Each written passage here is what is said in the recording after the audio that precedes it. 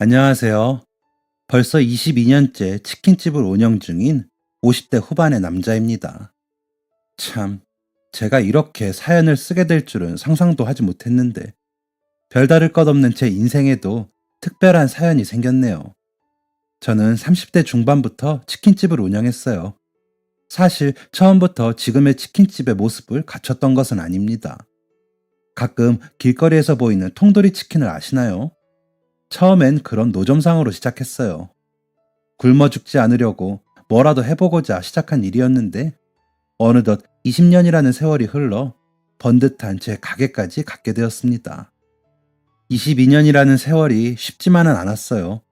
30대 후반에 통닭 노점상을 차릴 때까지 저는 수없이 많은 회사에서 잘리고 무시당하는 삶을 살았죠. 지질이 운도 없는 인생은 바로 제 인생을 두고 하는 말이었습니다. 고등학교 2학년 때 화재로 부모님을 잃고 혈혈단신이 된 저는 학업도 제대로 마치지 못하고 막노동판에 뛰어들었어요. 책가방 메고 학교에 다니는 또래 친구들을 보면 부러운 마음이 들었지만 부러워할 시간도 저에게는 사치였습니다. 당장 먹고 살기 바빴죠. 그렇게 막노동판에서 일을 하며 번 돈으로 간단한 자격증을 딴 저는 우연히 알게 된 중소기업 사장님의 회사에 들어가게 되었습니다. 저를 좋게 봐주신 사장님이 저에게 기회를 주신 것이었죠.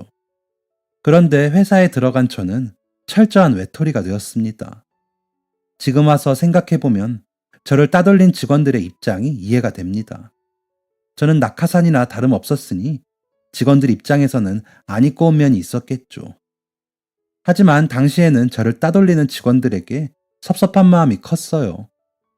직원들을 향한 원망은 저를 도와준 사장님을 향한 원망이 되었고 어느새 세상을 향한 원망으로 변질되어 있었죠. 몇 년간은 우울감에 빠져서 살았던 것 같습니다. 우울감은 얼굴 표정이나 행동으로 드러나게 되었고 저는 당연히 회사에서 잘리게 되었어요. 물론 그런 상태로는 재취업도 쉽지 않았습니다. 그렇게 몇 년 동안 우울증에 고생하던 저를 건져준 사람은 고등학교를 자퇴했을 때까지 가장 친하게 지냈던 친구였습니다. 저는 고등학교를 자퇴한 뒤 제 인생을 비관하며 모든 친구들과의 인연을 끊은 상태였습니다. 친구들은 꿈을 향해 공부를 하고 대학을 가고 청춘을 즐기는 데 반해 저는 당장 내일 먹고 살 걱정을 해야 하는 인생이었으니까요. 자꾸만 친구들과 저의 인생을 비교하게 되는 게 고통스러웠죠. 그렇게 친구들의 생사도 제대로 모르는 상황에서 우연한 계기로 가장 친했던 친구를 만나게 되었습니다.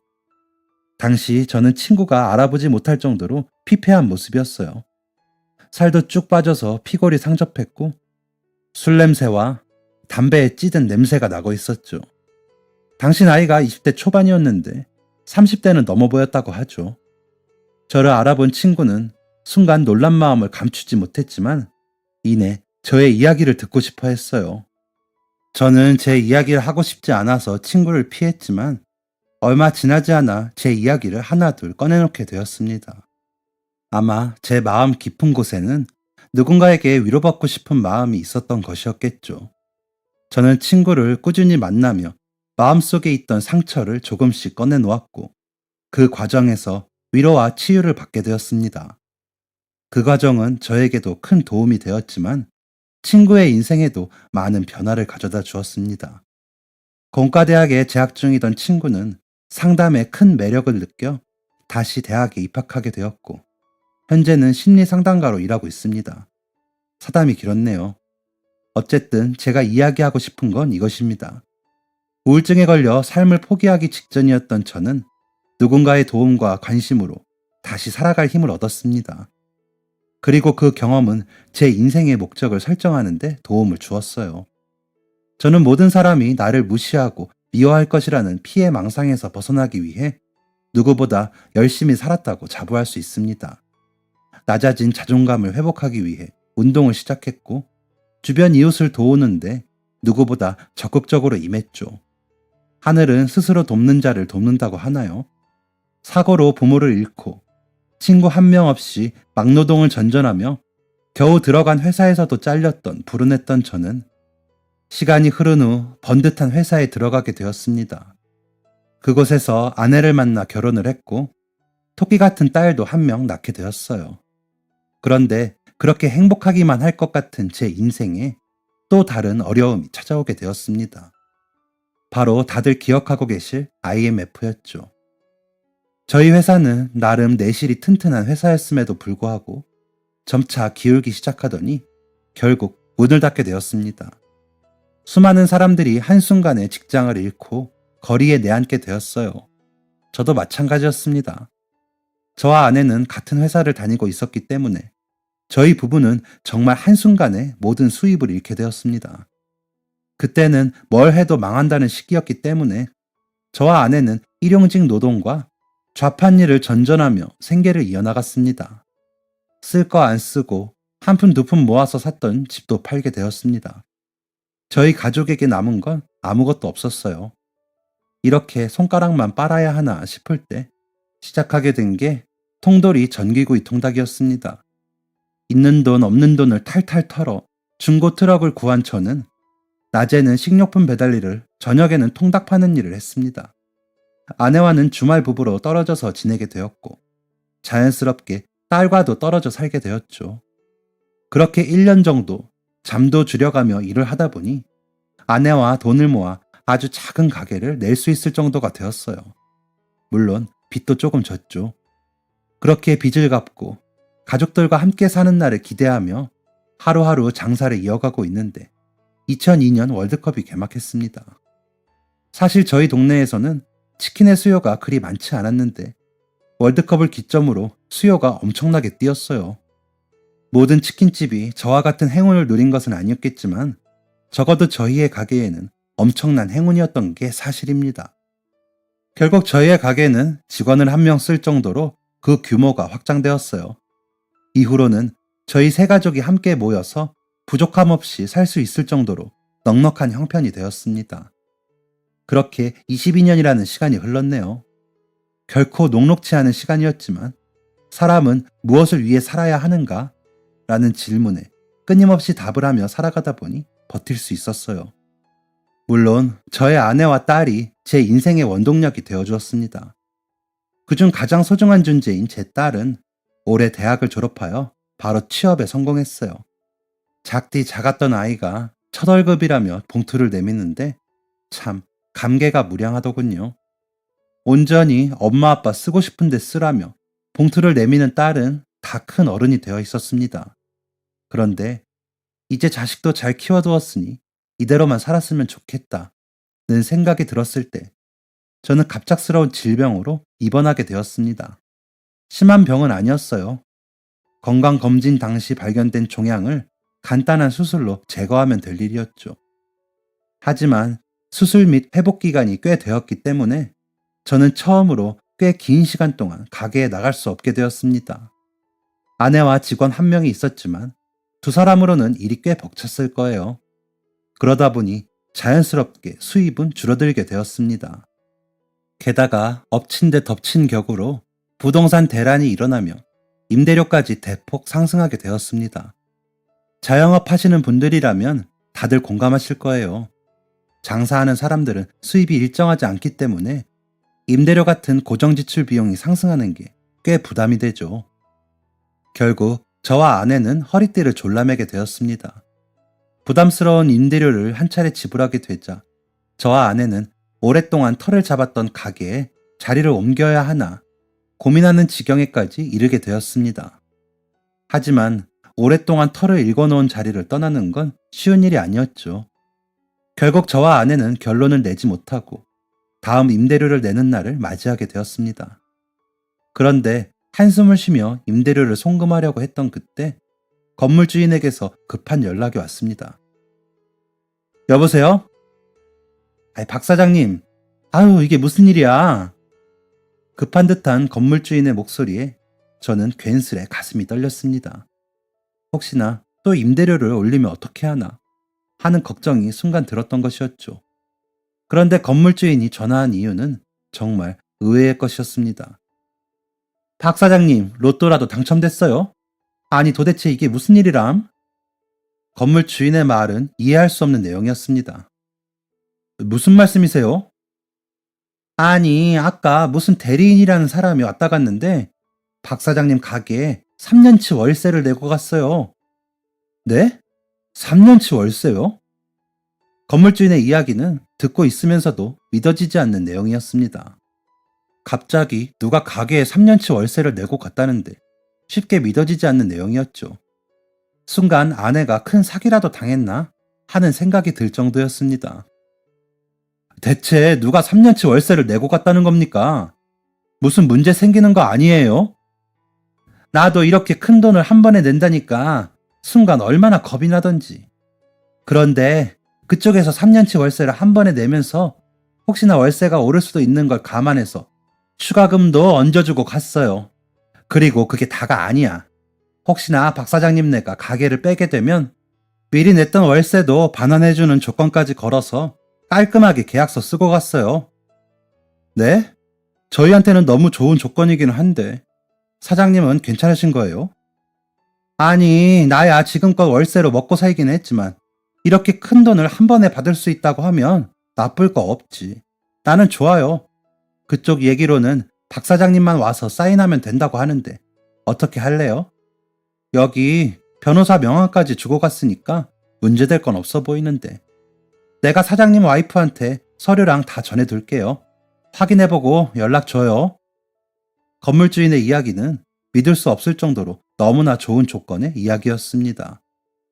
저와 아내는 어안이 벙벙해서 우선 건물주인이 말한 서류를 확인해보고 싶었어요. 실제로 확인한 서류에는 건물주인의 말이 모두 사실이라는 것이 증명되어 있었습니다. 또 남겨진 변호사 사무실로 연락을 하니 보증도 확실하다고 하더군요. 도대체 누가 이런 일을 한 것인지가 너무 궁금해서 뒤를 캐물었지만 변호사도 대리인도 3년치 월세를 내준 은인의 정체를 말해주지 않았습니다. 제가 정말 이렇게 큰 도움을 받고도 그냥 넘어가는 게 양심에 찔려서 그래요. 제발 누군지 말씀해 주실 수 없는 겁니까?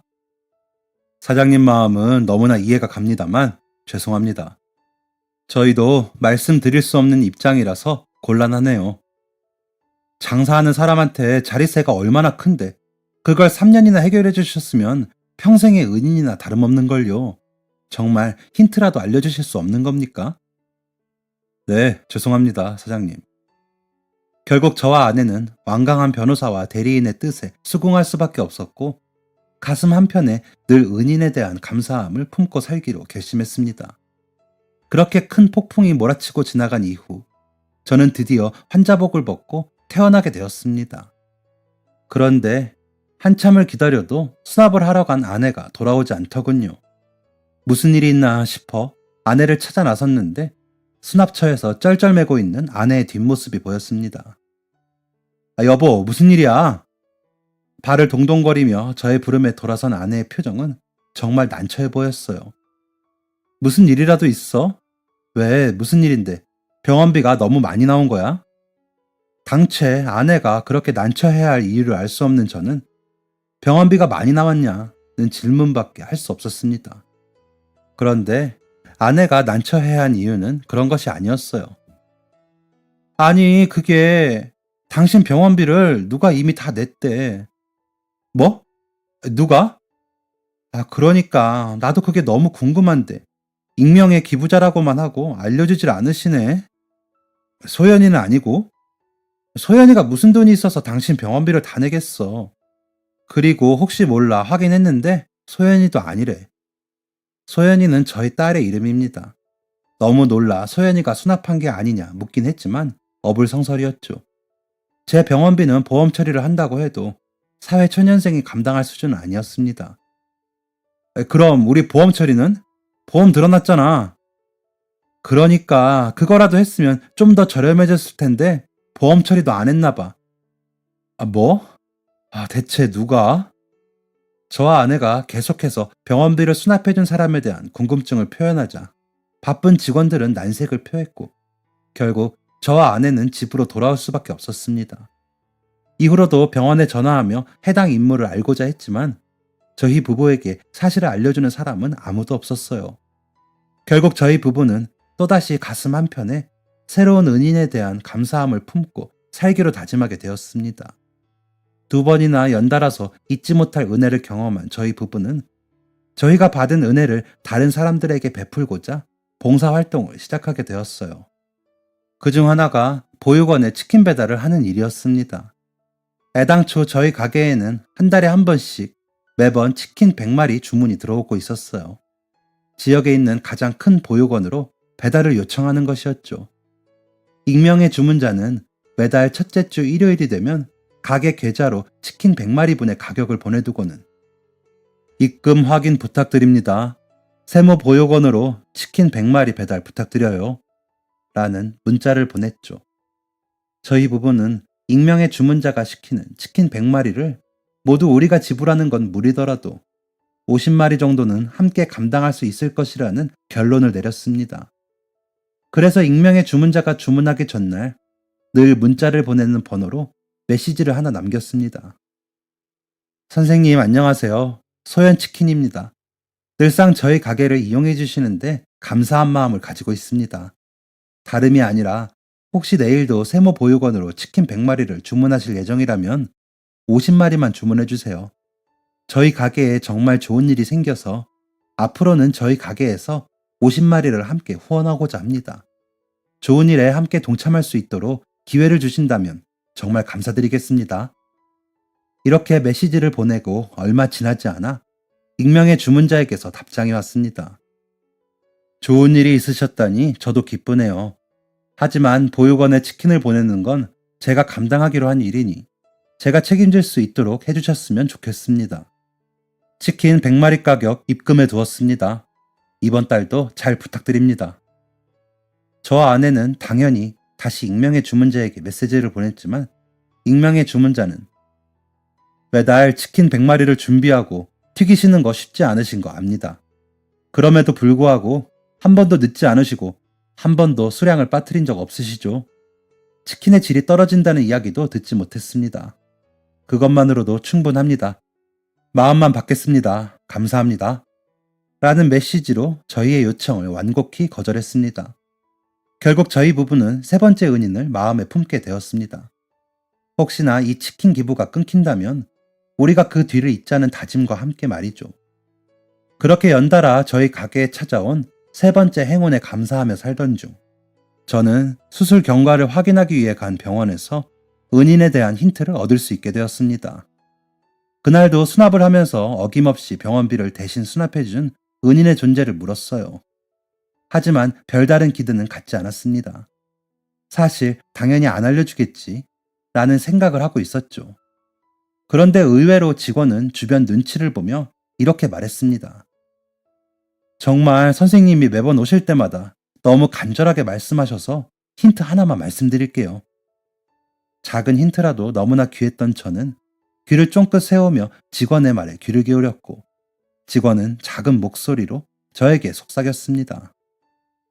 이번에 선생님 수납 대신해주러 오신 분은 사실 기부자 본인이 아니세요. 기부자분 대신 병원 일 처리해 주시는 분이에요. 병원 일 처리요? 그러면 제 병원비를 내주신 분은 병원 일을 하시는 분인가요? 아니요. 그게 아니라 형편이 어려우시거나 감당 못할 병원비로 고생하시는 분들한테 주기적으로 기부하시는 분이세요. 쉽게 말해 키다리 아저씨 같은 분이시죠. 이 이야기를 듣고 나니 저를 도와준 게 더더욱 의아했습니다. 제 병원비는 꽤 많이 나오긴 했지만 저는 보험도 있었고 그렇게 형편이 어려운 것도 아니었으니까요. 그런데 저보다 어려운 분들이 더 많으실 것 같은데 대체 왜 저를 도와주신 건가요? 글쎄요. 원래 기부자님은 기부금만 병원에 의탁하시고 도움받는 분들 선발에는 관여를 안 하시는데 선생님의 경우는 기부자님이 직접 지명하신 거라고 들었어요. 이유는 저희도 잘 모르겠네요. 그럼 저한테 말씀해 주려고 하신 힌트는 뭔가요? 어머, 내 정신 좀 봐. 그걸 말씀 안 드렸네. 사실 그분의 신비감은 거의 연예인급이에요. 저희가 아는 특징이라고는 얼굴에 큰 흉터가 있다는 것밖에 없죠. 흉터요? 네, 흉터요. 기부자님을 뵌 적이 있는 선생님들은 아마 화상 흉터일 거라고 말씀하시더라고요. 얼굴 반을 다 덮는 흉터라 아마 마주치면 바로 누군지 아실 수 있을 거예요. 혹시 아나요? 병원 오고 다니시다가 마주칠 수도 있는지. 그분은 그럼 그렇게 사고당한 일 때문에 병원에 있는 사람을 도우시는 걸까요? 글쎄요. 그것까지는 잘 모르겠네요. 사실 이런 이야기 말씀드린 건 선생님이 처음이에요. 기부자님이 기부 대상을 지정하신 일은 정말 이례적이라 괜히 오지랖 부려봤네요. 제가 이런 얘기 했다는 건 절대 비밀이에요. 아시죠? 네, 당연하죠. 혹시나 마주치게 되더라도 멀리서만 아는 체 할게요. 감사했어요. 이 이야기를 아내에게 전해주자 아내는 그분도 사고당하고 다른 사람한테 도움받은 적이 있었던 게 아닐까? 아무리 그런 경험이 있어도 그렇게 남을 도와주는 건 쉽지 않은 일인데 정말 대단한 분이시네 라고 대답할 뿐 별다른 이야기를 하진 않았습니다. 그런데 제 머릿속에서는 얼굴 반을 덮는 화상 흉터 이야기만 자꾸만 맴돌았어요. 계속해서 무언가가 기억이 날 듯 말 듯 했죠. 밥을 먹다가도 무언가 떠오르려고 하고 잠을 자다가도 무언가가 떠오르려고 하고 답답한 마음만 커져갔죠. 그런데 아주 우연한 계기로 기억의 저편에 묻어두었던 한 인물을 떠올리게 되었습니다. 서울에 있는 마케팅 회사에 들어간 저희 딸 소연이는 다양한 회사들의 이벤트나 홍보를 전담하는 업무를 한다고 합니다. 뭐라고 자세히 설명해 주었는데 사실 전부를 이해하진 못했네요. 신입으로 들어간 것이라 주요 업무를 맡지 못했던 소연이는 어느 날 집에 불쑥 찾아와서는 신생기업의 마케팅을 맡아서 일하게 되었는데 너무 긴장된다며 종일 곁을 맴돌며 자신이 맡은 회사에 대한 이야기를 해댔어요. 아빠, 이 회사 사장님이 정말 젊고 성공한 지 얼마 안 됐거든. 그런데 성공한 지 얼마 안 됐으면서 벌써 좋은 일을 엄청 많이 했어. 이미지 메이킹 하려고 한두 번 기부한 것도 아니고 남들 모르게 오랫동안. 이런 건 동네방네 소문내서 기업 이미지도 좋게 하고 좋은 일에 동참도 하게 하고 해야 하는 게 아닐까? 괜히 딸아이의 말에 저를 도와주셨던 기부자님이 생각난 저는 글쎄 굳이 남들에게 알리지 않았다면 이유가 있었겠지. 그런 분이라면 회사 이미지 좋아지는 것보다 비밀로 붙이는 걸 더 좋아하실 수도 있어 라고 이야기했습니다. 소연이도 내심 그렇게 생각하고 있었는지 입술을 삐죽이며 그래도 이것만큼 좋은 홍보 수단이 없는데 라고 말했죠. 우리 딸은 유능하니까 잘 알아보면 더 좋은 홍보 수단을 찾을 수 있을 거야 라며 대화가 일단락되었나 싶었는데 소연이는 뜬금없이 사진 한 장을 저에게 보여주었습니다. 그런데 이거 봐봐 아빠. 이게 그 사장님 사진이거든? 뭔가 사연이 있어 보이지? 그치? 정말 잘만 하면 엄청난 스토리가 나올 것 같았는데 괜히 우는 소리를 하는 딸아이를 보며 웃음을 짓던 저는 딸이 보여준 사진을 스쳐 지나가듯 보게 되었습니다. 그런데 그 사진 속 인물은 제가 아는 사람이었어요. 한쪽 얼굴의 반이 화상 자국으로 크게 나 있는 사람. 바로 병원비를 대신 내주신 기부자님이었죠. 그런데 뭔가 이상했습니다. 분명 처음 보는 얼굴이어야 하는데 괜히 익숙한 느낌이 들었거든요.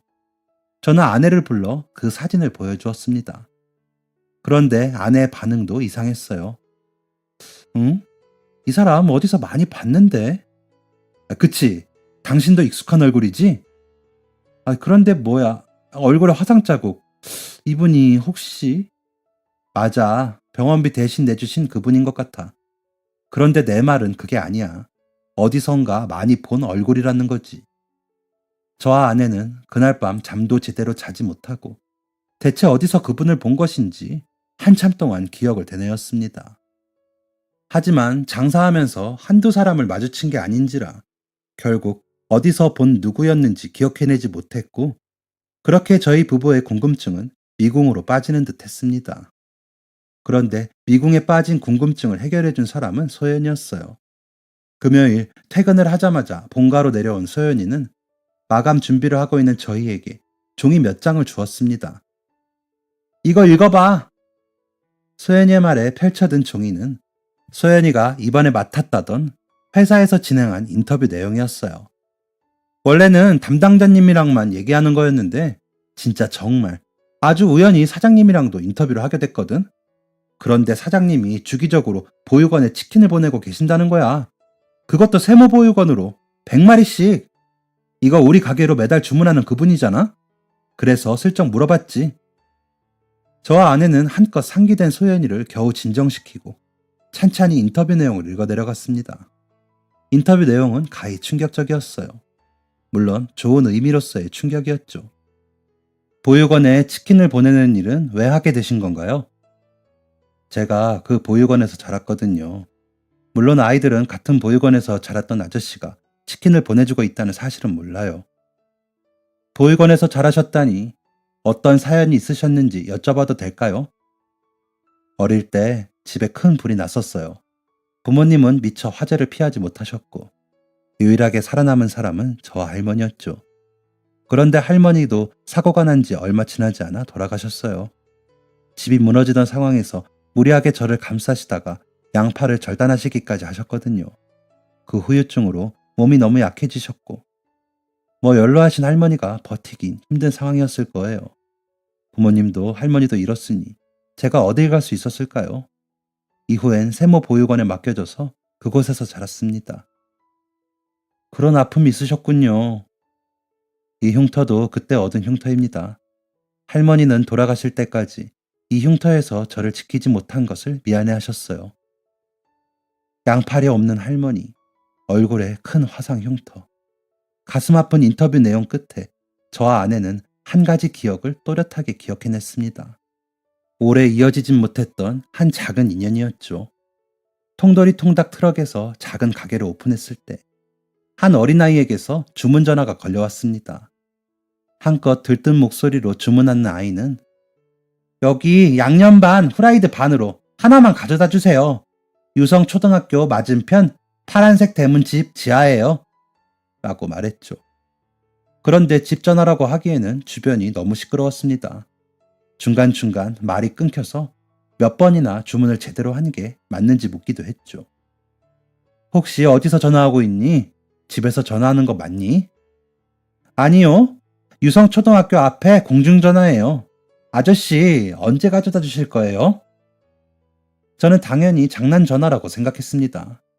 공중전화에서 어른도 아니고 아이가 주문이라니. 그런 장난치는 거 아니다. 라며 혼쭐을 내려고 하던 찰나. 아내, 공중전화에서 주문한다고? 집에 집전화가 없을 수도 있지. 만약에 정말 주문이면 어떻게 하려고 그래? 진짜 장난전화면 오랜만에 우리 치킨에 맥주 한잔 하지 뭐. 라는 말을 들은 저는 치킨을 들고 아이가 말한 초등학교 맞은편 파란색 대문집 지하로 향했습니다. 그런데 파란색 대문집 앞까지 가지 않아도 되었어요. 누가 봐도 치킨을 기다리는 한 할머니 한 분이 골목 초입부터 서성이고 계셨거든요. 그거 치킨이요? 아, 예, 할머니. 혹시 치킨 시키셨어요? 네, 그랴, 파란 대문집. 우리 손주가 신나서 주문했는데 애가 주소를 잘 몰라서 제대로 말을 안 했을 것 같길래 아유, 길 못 찾을까봐 여기까지 나와 계신 거예요? 못해도 10분은 걸어 나오셔야 했을 텐데 길 못 찾아서 식은 치킨 먹는 것보다 낫지. 괜찮여. 어여주고 가봐. 할머니는 어서 치킨을 건네주길 바라셨지만 저는 굉장히 난감했습니다. 왜냐하면 할머니는 양손이 없으셨거든요. 팔이 있어야 할 자리에는 펄럭이는 외투만 있을 뿐이었습니다. 제가 난감해하는 것을 아셨는지 할머니는 여기 목에다 걸어줘 라고 말씀하셨고 저는 주저하며 조심히 할머니의 목에 치킨을 걸어드렸어요. 제가 같이 가서 드리고 돌아가도 되는데 오토바이 타고 온 거 아니여? 그거 같이 타자고? 됐어. 나 혼자 가도 되니까 어여 가봐. 괜히 잘못하는 기분에 괜히 서성이고 있던 그때 아이쿠 내 정신 좀 봐. 계산을 안 했네. 여기 오른쪽 주머니에 보면 지갑 있으니까 꺼내 가쇼. 저는 할머니의 외투 주머니에서 지갑을 꺼냈습니다. 그렇게 지갑을 열어본 순간 저는 또 한 번 난감해지고 말았어요. 당시 할머니의 손자가 주문한 양념 반 후라이드 반 치킨의 가격은 1,500원이었습니다. 하지만 할머니의 지갑에 있는 돈은 꼬깃꼬깃한 1,000원짜리 9장과 동전 몇 개가 전부였어요. 어떻게 해야 하나 대략 난감해하고 있을 때 멀리서 전화통화로 들었던 목소리를 가진 남자아이가 뛰어오는 게 보였습니다. 할머니, 치킨 왔어? 치킨 한 마리에 세상을 다 가진 것처럼 신나하는 아이의 얼굴을 가까이에서 본 저는 1,000원짜리 한 장도 꺼내지 않은 채 조용히 할머니의 지갑을 닫고 다시 그 지갑을 외투 주머니에 넣었습니다. 아이의 얼굴 반쪽에는 짙은 화상 자국이 자리 잡고 있었기 때문입니다. 돈은 꺼내갔수? 가격이 맞나 모르겠네. 네, 할머님, 계산 다 됐으니까 어서 가셔서 손주랑 맛있게 드세요. 또 시켜주시고요. 그랴, 조심히 가슈. 네, 할머니, 다음에 시키실 때는 여기까지 나오지 않으셔도 돼요. 파란 대문 집이라고 말씀하시면 가져다 드릴게요. 젊은 사장이 참 똑부러지는구먼. 고마워요. 잘 들어가슈. 네, 할머니, 들어가세요. 너도 잘 들어가렴. 감사합니다, 아저씨. 저 치킨 처음 먹어봐요. 친구들이 진짜 맛있다고 했어요. 잘 먹겠습니다. 저는 한참 동안 양팔이 없는 할머니와 할머니의 허리춤을 잡고 방방 뛰며 걸어가는 아이의 모습이 멀리 사라지는 것을 지켜보았습니다. 그리고 조용히 가게로 돌아갔죠. 빈손이네? 거봐, 장난전 아니지? 돈은 통에 넣어놔. 아내는 터덜터덜 걸어서 자리에 풀썩 앉는 저를 보며 물었습니다. 무슨 일 있었어? 왜 그래? 아내의 질문이 끝나자 저는 부끄럽게도 닭똥 같은 눈물을 뚝뚝 떨어뜨렸어요. 아마 저는 그 아이에게서 저를 비춰보았던 것 같습니다. 이야기를 시작하면서 말씀드렸다시피 저는 화재로 가족을 모두 잃었습니다. 그리고 그 기억은 저의 가슴 깊숙한 곳에 큰 상처로 남아 있었죠. 그런데 그 아이는 화재의 상처가 가장 눈에 띄는 얼굴에까지 번져 있었습니다. 얄팍한 동정이라고 할지라도 저는 그 아이에게 연민의 감정을 느끼게 되었어요. 그래서 차마 그 치킨의 가격을 받을 수 없었던 것이죠. 제 이야기를 들은 아내는 저의 마음을 100번 이해해 주었고, 할머니와 함께 사는 것 같은데 할머니도 양팔이 없으시니 경제활동이 힘드시겠네. 반지하에 사는 걸 보니 애초에 잘 사는 집도 아니었던 것 같고, 당신 마음이 편해질 수 있을 때까지 당신이 그 아이 챙겨 라며 제가 아이를 자주 들여다보는 것을 허락해 주었습니다. 저는 이후 닭을 한 마리 튀겨야 하는데 2마리 튀겨서, 닭을 튀겨놓고 딴짓을 하느라 닭이 너무 식어버려서 와 같은 요상한 이유를 대며 한 달에 2번씩 치킨을 가져다 드렸습니다. 그렇게 치킨을 가져다 줄 때 본 할머니와 아이의 집은 너무나 열악했어요. 특히 계절감 없는 아이의 옷은 정말이지 저의 가슴을 너무나 아프게 했습니다. 그래서 저는 갓 초등학교에 입학한 저의 딸 소연이의 학용품이나 문제집을 살 때면 늘 그 집 아이의 것도 함께 사서 몰래 두고 오기도 했고, 아이의 옷이 해진 것을 발견했을 때는 잊지도 않은 아들 이야기를 지어내며 아저씨 아들이 입던 옷인데 작아져서 주려고 가져왔어. 혹시 괜찮으면 입지 않을래? 라며 옷을 건네주기도 했습니다. 그때마다 아이는 너무나 해맑게 웃으며 와, 정말 새 옷 같아요. 저는 가끔 옷에 이것저것 흘리는데 형은 안 그러나 봐요. 라며 제게 화답해 주었죠. 그런데 아이를 볼 수 있는 날은 길지 않았습니다. 아이를 알게 된 지 몇 개월밖에 지내지 않았을 때 아이의 할머니가 돌아가셨거든요. 저희 부부가 그 사실을 알았을 때는 아이가 동네를 떠난 이후였습니다. 저와 아내는 아이의 소식을 알기 위해 백방으로 노력했지만 연고도 없는 저희 부부가 아이의 소식을 알 도리는 없었습니다. 길지 않았던 이 인연을 떠올린 저희 부부는 딸아이가 인터뷰한 회사의 사장이 바로 그때의 그 아이라는 사실을 알게 되었습니다. 그리고 고민했습니다. 치킨을 매달 100마리씩 주문해 간 것을 알게 되었다고, 고맙다고 얘기를 하는 게 과연 옳은 일인지 말이죠. 하지만 소연이가 가지고 온 나머지 인터뷰 내용을 읽게 된 저희 부부는 평생 이 사실을 모른 채 하기로 결심했습니다. 그런데 아직까지도 이렇게 많은 기부 활동을 하신 걸 비밀로 하셨다고 들었어요. 왜 밝히지 않으신 건가요? 누군가를 돕는다는 건 가치 있는 일입니다. 하지만 그 일에 특별한 의미를 부여하고 싶진 않았어요. 저는 그저 해야 할 일을 했을 뿐입니다. 말로는 쉬운 일이지만 사실 그러기 어려운 일인 것 같아요. 다들 그렇게 말하더라고요. 그런데 저는 한 번도 어렵다고 느껴본 적이 없어요. 보고 자란 게 그런 거거든요. 많은 분들이 보육원에서 자란 제가 이만큼 회사를 성장시킨 것을 보고 대단하다고 말씀하세요. 그런데 저는 제 힘만으로 여기까지 오지 않았습니다. 누군가의 도움과 관심으로 이만큼 왔죠. 그런데 그분들은 한 번도 그 행동에 의미를 부여하지 않으셨어요. 저에게 훌륭한 사람이 되라 라고 말씀하시거나 꼭 이 은혜를 갚아야 한다고 말씀하지도 않으셨죠. 저는 보고 배운 대로 살고 있는 것 뿐이에요. 제 도움의 손길이 필요한 곳이 더 이상 존재하지 않을 때까지 저는 이 일을 계속할 예정입니다. 이후 이 내용을 지나 인터뷰 마지막 장에 적혀 있는 메모를 발견한 저와 아내는 크게 놀랐습니다.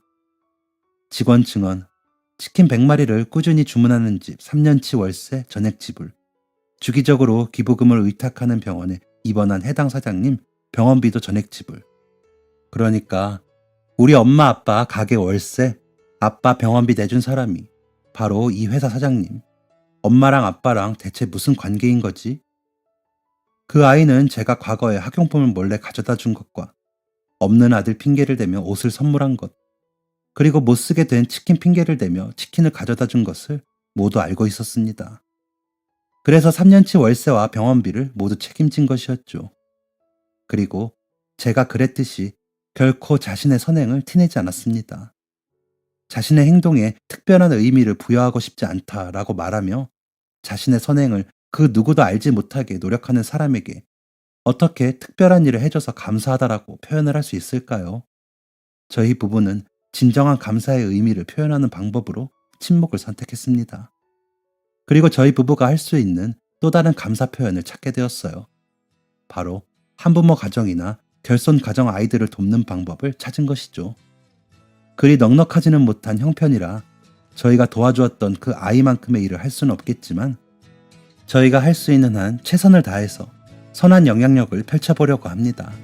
물론 특별한 의미를 부여하지 않고 아무도 모르게 말이죠. 저의 사연은 여기까지입니다. 조금은 지루할 수도 있는 이야기를 끝까지 들어주셔서 감사합니다. 마지막으로 지질이 운 없이 살아왔던 제가 누군가에겐 행운이었던 것처럼 여러분도 누군가에게는 행운 같은 존재라는 말을 남기고 싶네요. 다들 행복하세요. 감사합니다. 지금까지 사연 들어주셔서 감사합니다. 사연이 재밌으셨다면 구독과 좋아요를 눌러주세요. 감사합니다. 안녕히 계세요.